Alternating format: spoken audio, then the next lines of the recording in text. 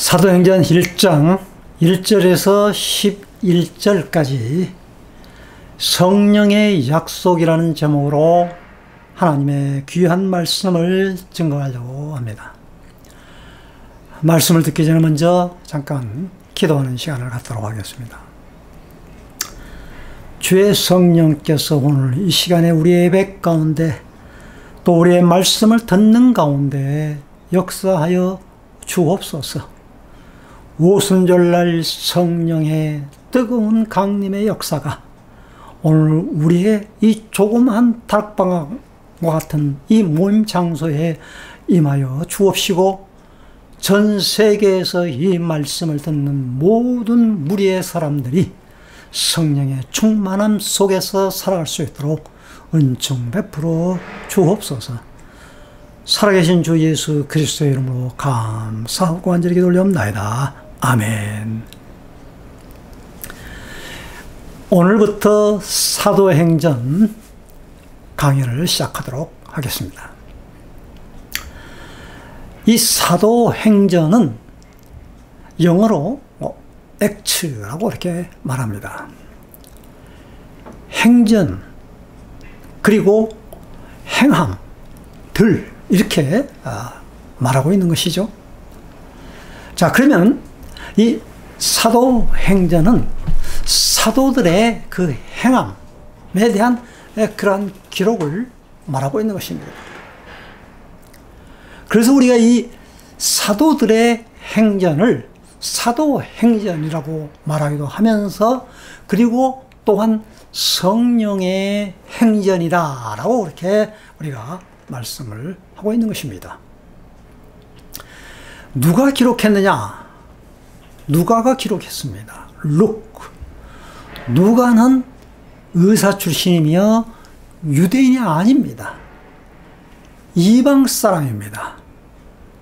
헬라 사람이라고도 그렇게 말을 하기도 합니다. 자, 그러면은 이 누가라는 사람이 누가복음을 기록했습니다. 1장에서부터 24장까지 누가복음을 기록을 했고 또 이 사도행전 1장에서부터 28장까지 도합 52장을 바로 이 누가라는 사람이 기록을 했는데 바울 사도가 쓴 사도의 그 편지보다도 더 많은 분량을 차지하고 있습니다. 이 신약에서 52장을 기록했다는 것은 참으로 놀라운 그러한 사실이죠. 더군다나 이방인 헬라 사람이 이 성경을 기록했다? 우리는 참으로 놀랍게 받아들일 수가 있는 것입니다. 그러나 그 당시에 누가가 이것이 성경이다 라고 이렇게 기록을 했느냐? 그것이 아닙니다. 서신으로 편지로 기록을 했다는 것입니다. 그러면 누구에게 하는 그러한 편지의 내용입니까? 바로 이 데오빌로라는 사람을 지칭해서 바로 이 발신자가 또 그리고 수신자가 누구인가 라는 것을 확실하게 밝히고 있는 것입니다. 누가복음은 데오빌로 각하여 각하라는 말을 쓰고 있는데 오늘 이 사도행전에서는 각하가 빠졌습니다. 아마 그래서 이 누가복음을 기록했을 때는 그 당시에 복음을 받아들였을 초신자적인 그러한 생각에서 그 사람을 높인 그리고 그 사람의 주기를 그대로 인정한 어떻게 보면 고급 관리요 그리고 귀족의 신분을 가졌고 또 로마인이라고도 볼 수 있는 헬라인이라고도 말하지만은 그러나 이 복음의 초신자인 것을 말하고 있는 것이죠. 그런데 오늘 이 사도행전에서는 이제 본격적으로 이제 성령의 행전을 기록하는 데 있어서 그 칭호를 뺐습니다. 각하라는 칭호를 빼고 이제는 어떻게 보면 이 수직적인 계급적인 그런 인간적인 그런 관계에서 이제는 믿음 안에서 이 수평적인 관계로 그냥 본연의 이름을 그대로 자연스럽게 쓰는 것을 볼 때에 얼마나 친근하게 더 와 닿았는가라는 것을 말하고 있는 것입니다. 그러니까 한편으로는 누가는 그 데오빌로 개인에게 쓴 그러한 편지의 내용이었지만 이방인으로서 수신자로서 예수 그리스도의 그 탄생의 나심과 사역을 기록했다면 바로 이 사도행전에서는 성령께서 어떻게 역사하셨는가, 그리고 온 세계를 향하여서 복음이 어떻게 전파되었는가라는 것을 말하고 있고, 한편으로는 모든 세상 사람들에게 열려있는 그러한 복음이라는 것을 말하고 있는 것입니다. 자, 그래서 이 사도행전은 교회의 탄생 배경을 말해주고 있고, 교회 사적으로 아주 대단한 그러한 가치가 있는 그러한 사도행전이었던 것입니다. 그래서 이 복음이 유대 교회에서 유대인을 통해서 어떻게 이방 세계까지 전파되어졌고 전 세계까지 복음이 전파되어졌는가, 그러한 과정을 말하고 있는 것이 바로 이 사도행전인 것입니다. 그래서 1장에서부터 12장까지는 바로 이 예루살렘 교회의 배경이 예루살렘 교회의 중심이요, 또 베드로의 그 사역의 중심이었다면은 13장에서부터 28장까지는 바울 중심으로서 이방 선교로서 로마의 복음화가 어떻게 이루어졌는가. 그 당시에 로마 복음화는 세계의 복음화였던 것입니다. 그래서 그러한 유럽 사람들의 그 복음을 받아들임으로 인하여서 이제 복음이 전 세계적으로 확산되어지는 그러한 시발점이 되어졌다라는 것입니다. 자, 그래서 이 사도행전은 바로 누가복음 후속작으로서 나왔지만 그 중간의 연결고리가 바로 승천이었던 것입니다. 예수님의 승천을 기점으로 해서 전 그리고 후 사역을 말하고 있다라는 것이죠. 그것은 곧 무엇을 의미합니까? 누가는 그 예수님의 귀중한 그런 분기점에 되는 그 부활하심으로 말미암아, 그리고 하늘로 올라가신 그 승천, 그리고 그 이후에 성령께서 어떻게 역사하였는가 라는 것을 기술하는 데 있어서 얼마나 이 놀라운 사실, 승천이 신비로운 그러한 사건인데, 아마 그 승천만 하더라도 놀라운 그런 기술적인 사건 몇 페이지를 기록했을 것입니다. 그러나 오늘 이 누가는 아주 짧게 한 3절과 4절적인 그러한 표현을 하고 말하고 있는 것입니다. 그것은 바로 예수 그리스도의 그 승천을 보고 들은 것을 그대로 진술하기 때문에 이것이 사실적인 사건이다라는 것을 말하고 있는 것입니다. 더 긴 말이 필요 없다라는 것을 말하고 있는 것이죠. 그러면서 이제 성령에 대한 그러한 약속을 해준 것, 그것을 말하고 있는 것입니다. 자, 1장 1절에서부터 한번 읽어보도록 하겠습니다. 표준 새 번역으로 읽도록 하겠습니다. 데오빌로님, 나는 첫 번째 책에서 예수께서 행하시고 가르치신 모든 일을 다루었습니다. 거기에 나는 예수께서 활동을 시작하신 때로부터 그가 택하신 모든 사도들에게 성령을 통하여 지시를 내리시고 하늘로 올라가신 날까지 하신 모든 일을 기록했습니다. 행하시고, 예수님께서 행하시고, 그러니까 누가복음에 대한 그런 내용을 간략하게 지금 기록한 내용을 서술하고 있는 것이죠. 이 행하시고, 이 말은 원래 헬라의 포이에시스라는 그러한 뜻입니다. 그 액트, 복수형이라는 것입니다.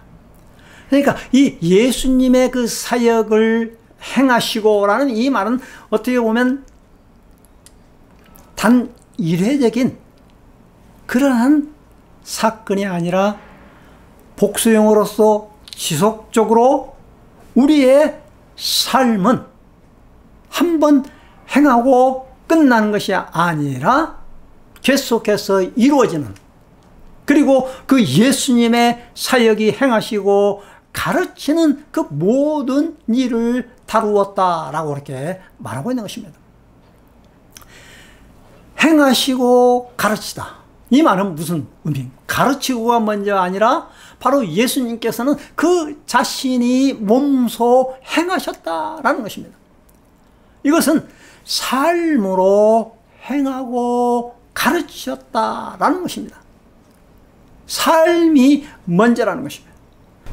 3절 또 계속 한번 읽어보도록 그렇게 하겠습니다. 3절에서부터 6절까지. 예수께서 고난을 받으신 뒤에 자기가 살아계심을 여러 가지 증거로 드러내셨습니다.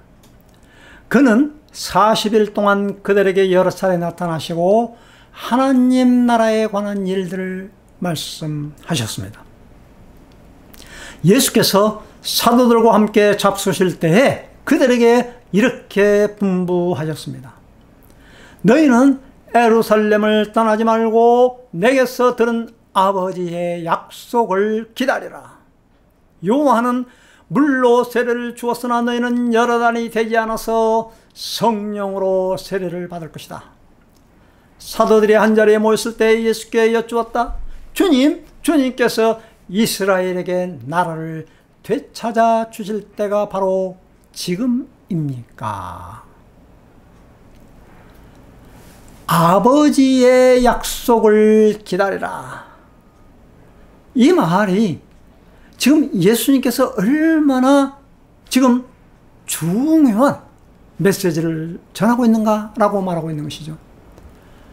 그러니까 지금 모든 지상 사역을 끝내고 십자가에 죽으시고 부활하시고 40일 동안 나타나셔서 이제 하늘로 올림을 받는 그런 승천, 하늘의 사역과 성령의 사역을 계속해서 이루시기 위한 그러한 성령의 약속, 아버지의 약속을 기다리라 라고 그렇게 말하고 있는 것입니다.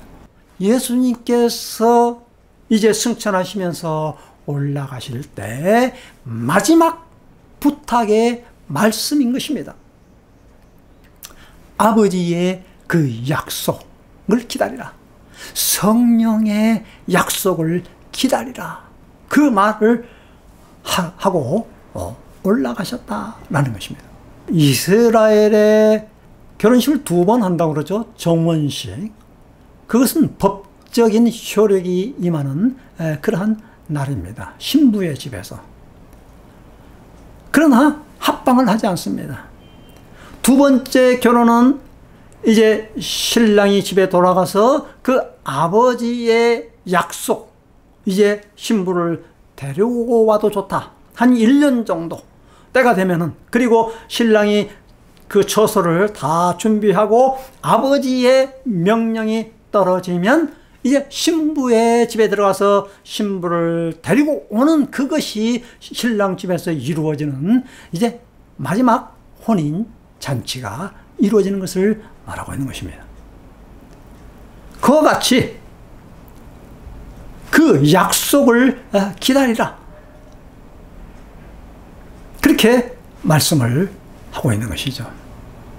그러니까 이 얼마나 참 우리의 신앙의 관계가 바로 주님과의 그러한 혼인 잔치에 참여하고 또 그 과정에 있어서 기다리는 그러한 설렘과, 그리고 그 약속을 신랑이 자기를 데리고 온다라는 그 약속을 믿고 신부는 기다리는 마음으로써 준비하고 어떻게 그 계속해서 자기의 신랑과 함께 영원토록 살아야 할 그런 준비하는 그런 과정을 바로 우리가 신앙생활을 하면서 묘사하고 있다라는 것을 말하고 있는 것입니다.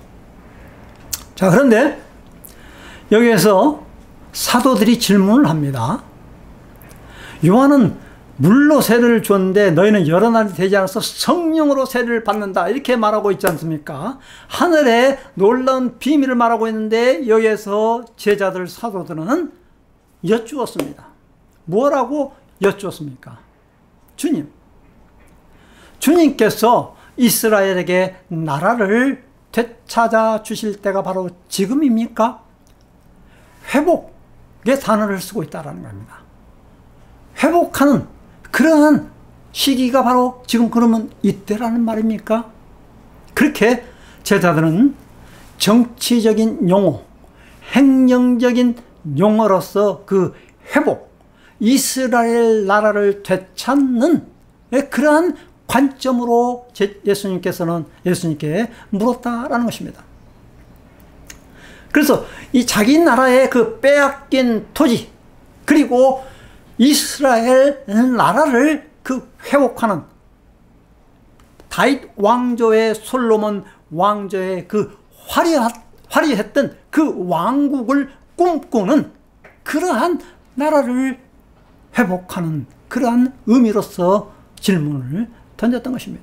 예수님께서는 이스라엘 나라 그 회복이 아니라 바로 이 하나님 나라의 회복을 지금 말하고 있는 것 아니겠습니까? 제자들의 관심은 독립이었습니다. 나라의 독립. 예수님께서 7절에 보면 이렇게 말씀하고 계십니다. 때와 시기는 아버지께서 아버지의 권한으로 정하신 것이다. 너희 할 바가 아니다 이거예요. 아까 제가 결혼식 이야기했던 것처럼, 유대인의 결혼식 이야기했던 것처럼 신랑이 신부를 데려오는 그러한 때와 시기는 우리 인간은 할 수가 없다는 겁니다. 오직 아버지께서만이 하실 수 있다라는 것입니다. 8절에 이렇게 말하고 있는 것입니다. 성령이 너희에게 임하시면 너희는 권능을 받고 예루살렘과 온 유다와 사마리아와 땅끝까지 이르러 내 증인이 될 것이다 라고 이렇게 말씀을 하고 있는 것입니다. 이 얼마나 1장 8절이 그 성령에 대한 그 약속을 확실하게 보증수표로 우리에게 말씀하고 있는 것 아니겠습니까? 저는 이 사도행전 1장 8절에서 그 제가 서울 신길교회 교육 전도사로 있었을 때에 그 유년부 아이들에게 1학년서부터 3학년까지 되는 그런 아이들에게 항상 그 당시에 1982년도, 83년도 아닙니까? 항상 BTP 설교를 그림을 한 3커트, 4커트 준비하면서 그 어린아이들에게 설교를 했고 딱 한 구절, 중요한 구절을 한 구절을 이야기하면서 그 한 구절을 외우게 만듭니다. 그러면서 이제 율동을 통해서 꼭 그 외우게 만드는 거죠. 83년도이니까 벌써 얼마나 지났습니까? 한 40년이 지났네요. 벌써 그것도. 이렇게 아직도 지금도 기억이 납니다. 이런 율동을 하면서 제가 그 유년부 교육전도사 시절에 아이들을 가르친 적이 있습니다. 오직 성령이 너희에게 임하시면 너희가 권능을 받고 예루살렘과 유다와 사마리아와 땅끝까지 이르러 내 증인이 되리라 하시니라. 사도행전 1장 8절 말씀하면서 이렇게 외우게 한 적이 있습니다. 지금도 40년이 지났지만 이 율동을 제가 기억하고 있습니다. 성령의 약속, 보증의 약속이라는 것입니다. 누가복음 11장 13절에 보면 악한 자라도 자녀에게 좋은 것을 줄 줄 알거든 하물며 택하신 하나님의 자녀에게 좋은 것을 주지 아니하겠느냐? 성령의 선물을 주시겠다고 그렇게 약속을 해 주었습니다. 그리고 이 성령의 그 권능, 이것은 곧 두나미스, 폭발력이 있다는 것입니다. 어떻게 보면은 그 외적인 그 능력, 폭발력보다도 내적인 변화, 폭발, 우리 자신이 먼저 변화가 일어난다는 겁니다. 성령이 내게 임하시면 우리 자신이 먼저 변화가 일어나요. 그러면 그것이 계속해서 이제 영향을 미쳐서 다른 사람들에게까지 복음의 그 확장이 이루어진다라는 것이죠. 자, 여기에서 이 권능이 임하게 될 때에 증인이 되는 것이죠. 그리고 예루살렘, 유다, 사마리아, 그리고 땅끝까지. 저는 이 땅끝까지 하면서 이게 온 세상, 멀리 아프리카, 케냐, 그런 데까지 가야만 그게 땅끝인 줄 알았어요. 그러나 그것이 아닙니다. 이 지구는 둥글기 때문에 내가 서 있는 그곳에 한 바퀴 돌면은 다시 끝이 바로 나 자신이 서 있는 그곳이 되는 것입니다. 그러니까 내가 서 있는 이곳이 처음 시작점이고 그리고 끝 지점이 되어지는 것입니다. 그러니까 내가 어디 멀리 가야만 해남 끝, 우리나라에서는 해남 끝이 끝이라고 말하고 있죠. 우리가 그러한 개념이 아니라 바로 여기에 뭐뭇과 이것은 동시적이고 순차적인 그런 개념이 아닌 것입니다. 동시적인 사건인 것입니다. 성령의 권능이 내게 임하게 되면 내가 서 있는 이곳에서부터 복음의 능력의 역사가 일어나게 되어질 수밖에 없다라는 것입니다. 여기에 증인, 내 증인이 된다고 말하고 있죠. 마르티스라고 합니다. 마르티스. 이것은 순교자, 마투어에서 나오고 있는 것입니다. 그러니까 증인은 순교자다라고 그렇게 설명하고 있다라는 것입니다. 그러니까 순서는 어떻게 보면 내가 어떻게 주님을 위해서 죽습니까? 이것은 성령의 능력을 내가 덧입을 때에 내 힘으로 되어지는 것이 아니라 성령의 권능으로 그 일이 이루어진다. 복음 전도의 증인이 되어진다. 순교자가 되어진다. 라는 것을 말하고 있는 것입니다. 증인의 조건은 우리가 흔히들 말하고 있죠. 법적인 용어로서 보고 들은 것이 있어야 증인인 것입니다. 그리고 출두 요구에 응해서 반드시 그 설명을 해야 되는 것입니다. 그리고 증인의 요건은 거짓말을 하면 안 됩니다. 반드시 팩트, 진실, 사실만을 말해야 바로 그것이 참된 증인인 것입니다. 그래서 이러한 증인의 삶을 우리들에게 요구하고 있는 것이죠. 성령께서 우리에게 임하게 되어지면은 그렇게 되어질 수밖에 없다라는 것입니다. 그래서 우리가 이 선교라는 것은 이것은 사람을 설득해서 예수를 믿게 한다 그런 것이 아닙니다.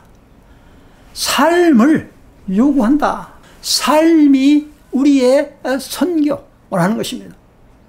세상인 법정은 증인은 입으로만 하게 되어지만 바로 우리는 삶의 터전에서 성령의 권능으로 함께 증인된 삶을 산다라는 것입니다.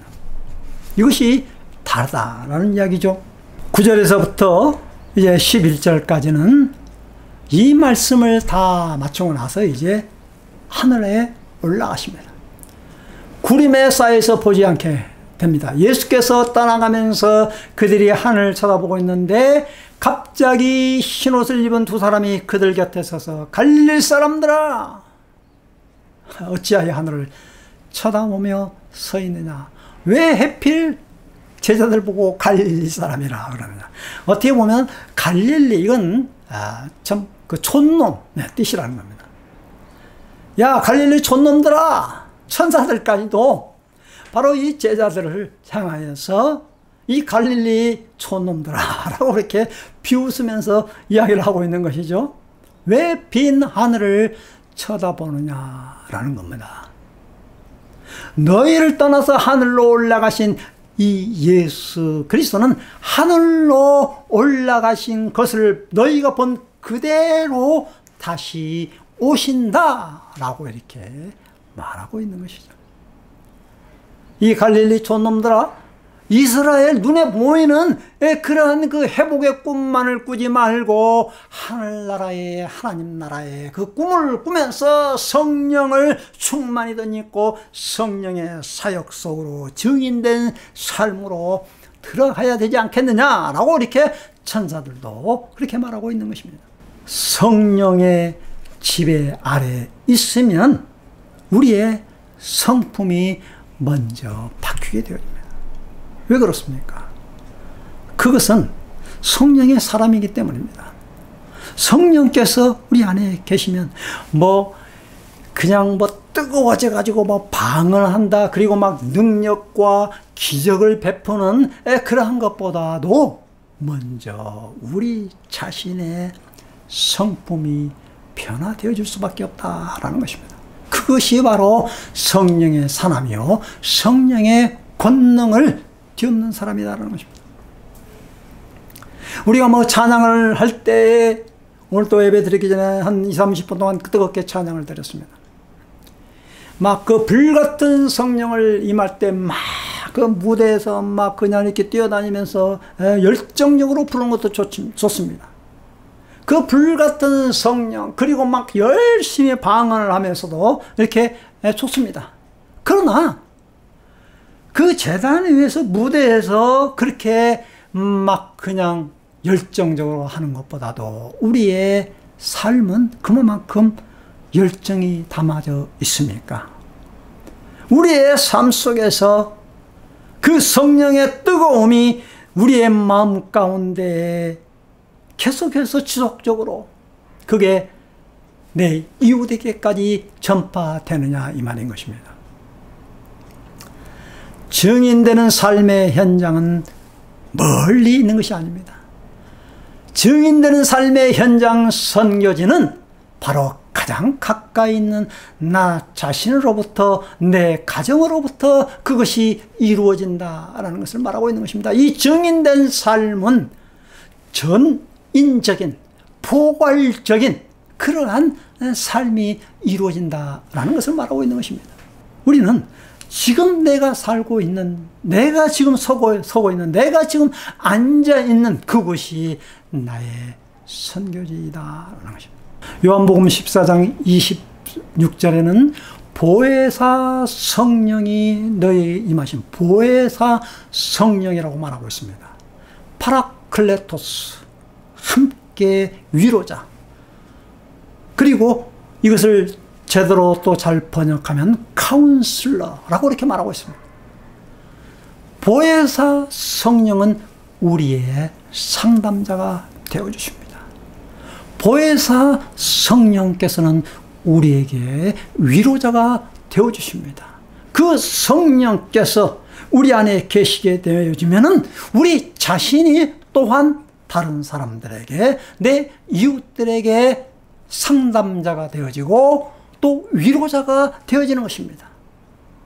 내가 먼저 나의 모든 상처를 치유받고 내가 먼저 위로함을 받을 때에 우리는 다른 사람들의, 타인의 눈물과 상처를 닦아줄 수가 있는 것입니다. 오늘 이 놀라운 하나님의 귀한 약속의 말씀을 굳게 붙잡고 다른 일, 밖에 나가서 큰 일을 하기 전에 우리는 간절하게 성령의 약속을 믿고 사모하며 기다려야 될 것입니다. 이 성령의 능력, 이 두나미스, 파워, 권능, 이것을 덧입지 못하고 우리가 이 세상에서 살아간다? 참으로 우리는 세상 사람들에게 낭패를 당할 수밖에 없고 넘어질 수밖에 없고 쓰러질 수밖에 없는 우리의 심령이 되어질 것입니다. 힘을 재충전을 해야 됩니다.